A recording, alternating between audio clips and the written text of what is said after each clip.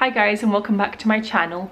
In today's video I've got my top 10 ideas of activities you can do with your 1-year-old with things that you already have around your house. These are really basic activities and they require very little or no setup at all. So without further ado, let's crack on into it. If you're new to my channel, then my name is Abigail and I make videos based around intentional Christian parenting, and I'm going to link below for you a bunch of my other videos that are similar to this. So if you enjoyed this video, you can go and check those out as well. My first activity is basically stacking tins. So if you have lots of tins in your cupboard of tuna, of soup, anything, just bring a bunch of them out onto your floor and show your son or daughter how to stack them. And that's literally the activity. It's more interesting for your child because it's not just a normal stacking cups. They don't always have tins to play with probably. So it's just a more interesting take on stacking. My next activity is very basic crafts. So I know from experience with my 1-year-old anyway, he is 19 months now and he's still not really able to do a lot of crafts. But the crafts that we do, craft in loose terms, is the first one is I give him a pen and a piece of paper. So the only difference about this is that it's a pen that I use. So he's seen me write with this pen and he really likes to colour with this pen. He won't write with crayons, he won't colour with anything else but the pens that he's seen me write with. So if you haven't tried that already, and if your child doesn't really like colouring, then that's one worth trying.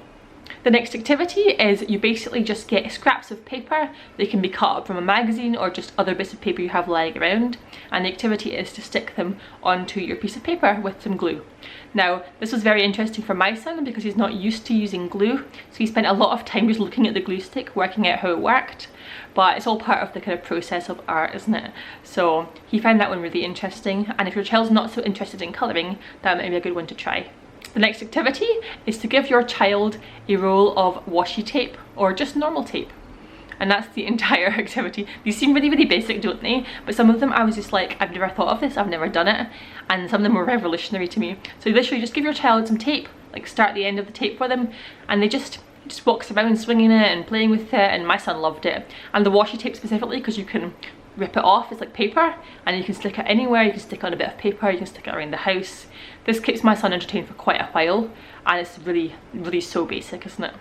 The next activity is a basic transporting activity. So all you want to do is get 2 containers that are the right size for your child and put beans or lentils or rice into one of them, and then show them how to practice pouring from one into the other and just back again, and they can just do this as many times as they want.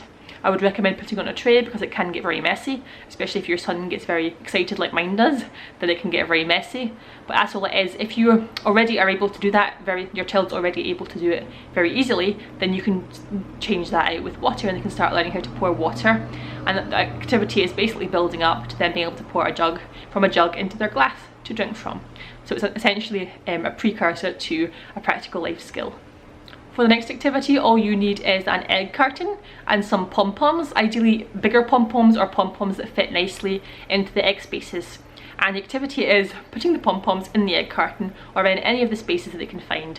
My son used the bottom ones sometimes or the top ones, and he'd put them in, he took them out, he opened the egg carton, closed the egg carton. Very interesting, just such basic activities that keep them entertained for so long. I would say with this one, just make sure that you're supervising your child because my son loved to eat the pom-poms, which is obviously not very good for them, so just keep a close eye on your child. Next is to do a makeshift parachute. So if you have one of these crinkly sheets, which is actually a fire blanket that I got for a couple of pounds off of Amazon, you can order them, or if you've got one already, and it's one of the ones that make a really nice noise because they're very crinkly. And what I would do is I got my son to hold a side, I hold a side, and my husband hold a side, and we put something in the middle and we kind of like up and down, and it's just a game of like flinging the toys in the air, or they can go under it and be hidden under it, and there's a lot of games you can do actually with these fire blankets. And yeah, I think Samuel really enjoyed this, and at the age of one, they're quite good at being able to like rustle it and put things on and throw things off and be really engaged in this kind of activity. The next activity is again very simple, and it's just a simple game of Where's Samuel is what we call it because my son is called Samuel. And basically he hides, or he covers his eyes like this. Usually we go, where's Samuel? And we go, there he is. Very basic. Or we get a soft toy or a puppet and we hide the puppet and go, there he is. It's essentially a variation on peekaboo, which I'm sure you've played with your child from a young age, but it definitely transfers to an older age as well. Then there's also practical life activities that you can do. So my son, one of his favourite things to do is not actually to play as such, but it's to do practical life activities. So my son loves to take the washing out of the washer and to put it on the, to give it to me so I can put it, hang it up. He likes to pull them down when I'm taking them off.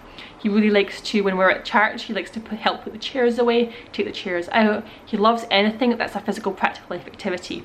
And if you can't think of very many good things you can do at this age, then I'm going to link my video here. You can go and check it out because it's got a big list of practical life activities that you can do for the age of 1. And yeah, it's a good list. Go and check it out.